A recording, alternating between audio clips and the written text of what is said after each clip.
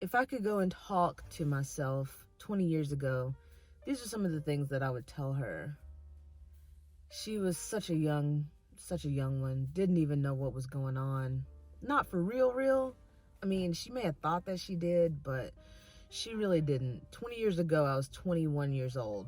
She was hanging out with the wrong people, doing the wrong things, just not really focusing on what she probably should have been doing. But again, 20 years into the future, what I would tell 21-year-old Christina is, number one, do not let that job suck the soul out of your body. There were so many times that at the time it felt like that was my end game. At the time I was working in restaurants. I had worked my way up into upper management. Like, that was what I was gonna do. I moved to a different state. Went to management training, all sorts of things. In my 20s, I was going to be a restaurant manager. That was going to be my career. But once I got into the nitty-gritty and got into the thick of how much it just literally sucked my soul away, I couldn't do it anymore. I was a manager for a couple of years, actually ended up being an interim general manager at one point.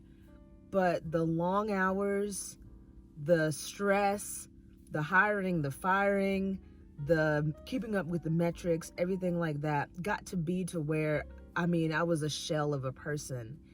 It actually almost broke up my marriage because it was just, we never saw each other. And I look back at those times, and the times when I was doing that job, I don't even remember a lot of what was going on in my life. Like, I don't even remember like events that were going on. I don't remember like just basic things that my husband would be like, oh yeah, you remember when we lived in the house over there and this thing happened? And I have no recollection of any of those things that happened, which is crazy to me because obviously when he says it, I remember it faintly, but a lot of the times I was just working my ass off.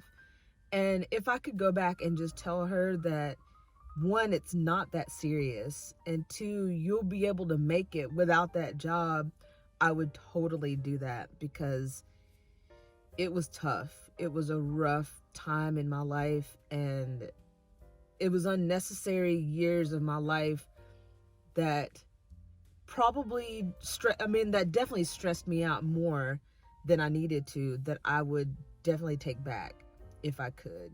Number two, the people that you're running with now, they don't care about you genuinely. Like, I can't even think of any of those people that I was really hanging out with for real. This would be right around the time that I met my husband, because we've been married almost 20 years and been together a little bit longer than that. But there were some people that I was hanging around with that I did not have any need or any reason hanging out with these people. But for some reason, I found myself with them in these situations that were just awkward. And again, I don't talk to any of these people anymore at all, which is crazy to me, because at the time it was like I was making connections and just, I had a little bit of freedom to where I was going out a little bit and again, just doing things that doing things that I didn't need to be doing, hanging out with people that I didn't need to be. But coming from such a sheltered life that I've had, it just felt nice to be able to have a little bit of release from the clutches of being sheltered. But yeah, looking back, I would definitely tell her to choose your friends more wisely. Look back at those times as times to grow and develop something different than what you're doing now.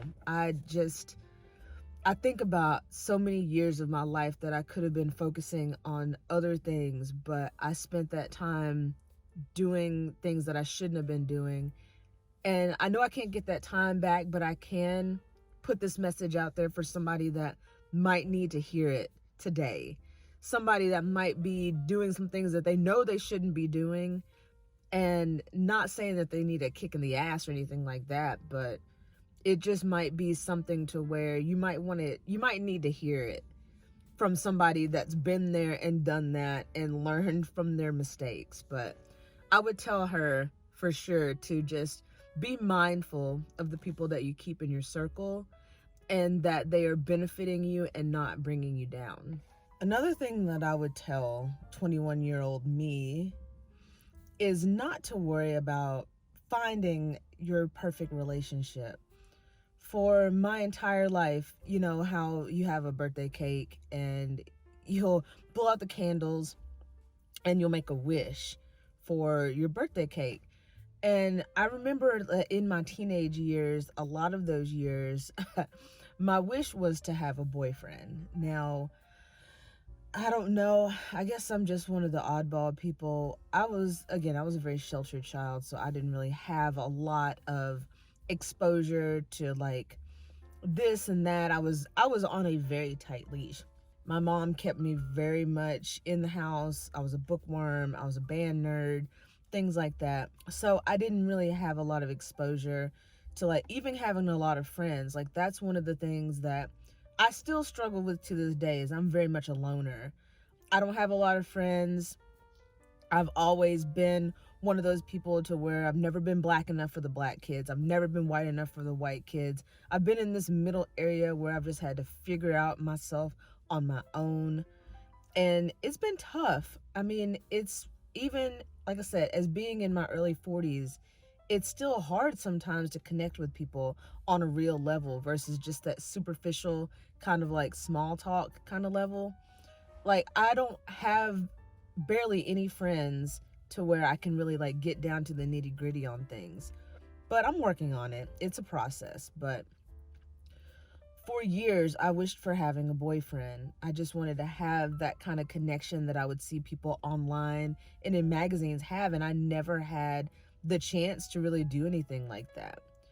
So one of the things is I was around this age, a little bit younger, when I did meet my future husband. I don't know. I don't know what my expectation was for being in a relationship. I guess it was probably based off of TV or films, but it's definitely different than what you see on TV. It takes a lot of compromise and a lot of work to make things happen. It takes a lot of figuring out the compatibility, and yeah, it just takes a lot. And also on the same side of that coin, you know, if your partner is neurospicy or, you know, struggles with mental health issues or things like that, that adds another level of complexity to the relationship. And that is something that, again, with us almost being married 20 years, is still something that we're working on and something that we're still trying to figure out. But it's definitely not as easy as it seems. And that's something to where I would just go back and I would tell 21-year-old Christina that you will find somebody and it will be okay and you'll work it out and y'all will have some of the best times in your life. And you just have to be patient. You know, I was just so impatient of trying to figure out who I'm going to be with. I don't know, just really wanting that companionship. And it took a while for me to find that. But once I did, again, we have seen so many of our friends and everything that did not last and did not get through the tough times. And we are kind of like a beacon with like our extended friend group of like, hey, you know, they made it, they figured it out. And that's pretty cool to kind of be that beacon of hope for people. Yeah, I know that this video is quite different than mostly all of the videos on my channel, but I really do want to introduce more of me, who I am as a person. I mean, life in your 40s, a lot of people see me, they don't think of me being in my 40s. I like to attribute my good looks and younger looks to not having children. That's a whole story for another video. We won't get into all of that in this one, but it's one of the things that I'm noticing that I'm missing in my life is like true connection with people. I really want to start live streaming again because those were some fun times. For those of you that may not know, I streamed on and off on a platform called Twitch for about 6 years, and I met so many cool people. I really do miss having that like weekly or bi-weekly interaction that is more live and more raw and more real. So I really want to get back into that mode of live streaming because I really think that it's pretty cool. So many cool people exist in this world. You just got to find them. If you got this far in the video, I really appreciate you watching, and I will be doing more of these type of videos. Again, I'm just kind of on my lunch break right now, just sitting in the car watching the birds fly into the woods. But yeah, I do thank you for watching, and I will see you next time.